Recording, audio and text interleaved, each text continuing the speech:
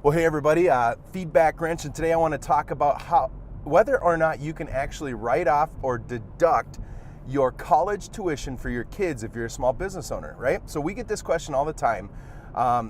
They want to find tax efficient ways to pay these bloated, enormous college tuitions that are coming up. And you know, when you're saving up for college, there's not a ton of things you can do, right? You've got your qualified money accounts that you can do, 529 plans, some different tools like that. But really all you're doing is you're having tax deferred buckets of money. So that means you put money in, you're not getting huge tax advantages, but as it grows, it's tax deferred. But when you use those accounts, that money's kind of bundled up. You really can't do much else with it. You have to use it towards education. You lose some flexibility. Anytime you're putting money into a qualified account, IRAs, 401ks, SEP IRAs, simple IRAs, anything like that, you lose a ton of flexibility. So entrepreneurs in particular need to be wary of that. But how can you help your kids with college when you are an entrepreneur or a small business owner, whether you're earning 1099 income, you're a freelancer, you're anything except for a regular W-2, this is for you. Now here's the news. You cannot write off college education. That's not something you can do, but there's something better.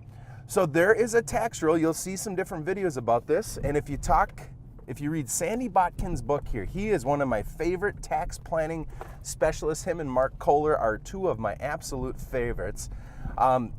He shows a great way that you can hire your kids in your business as long as you are not incorporated. So if you've become an S Corp, this is not available to you. But if you're a Schedule C or a Schedule E, which means if you're a sole proprietor or you own investment property as a rental property, you can hire your kids to do bona fide work. Now, check out the other videos, but as long as they're between the ages, the IRS has law that says as long as they're the age 7 and up, 7 to 18, when you hire a child within a home-based business, Schedule C or Schedule E, you don't pay Social Security taxes. So right off the bat, as you hire them, you don't have to have that 15.3% self-employment tax. Not only that, but you can hire them up to the standard deduction of $12,000 in 2018-19, and that's tax-free. So the first $12,000 you pay them, you pay no federal income tax. That's the 0%. From there, the next $9,500 is only a 10% tax bracket. Now, the higher tax bracket you're in, the more you do that shifting, boy, you are saving massive, massive amounts of taxes. Not only that, but then think about it. Now, there's some rules about this. When you do this, first of all, you want to make sure that you have an employment agreement. Talk to an attorney and probably get an actual agreement written up if you have ADP or some of these paychecks and they have this HR product. Make an agreement. Second thing, it needs to be bona fide work. You can't make up wages. It needs to be actual competitive wages, and you need to consider their experience and age. You should not be overpaying your children, right? The third thing is make sure that when you pay them, have them open their own checking account and pay them by check. Create a paper trail. Denote all the work hours and everything they do. Keep great records so that if you get audited, you have everything. And again, check out Sandy Botkin's books that come out every year. Great opportunities to see some tax planning. But you can't write off your school, but you can pay them and you can save gobs in taxes. You might save the equivalent of college tuition if you started doing this at age 10 or 7 or whatever that is. That'd be the first thing. The second thing is it's all tax-free. You're paying them. They can have a savings account. All that tax savings can add up, but then they can also do an IRA or a Roth IRA. That's excellent.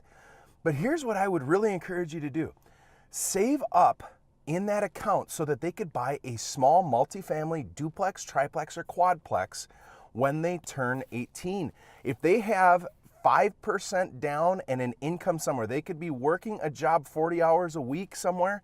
And if they have a decent income, maybe they get qualified to buy a $150,000, $200,000 house or something like that.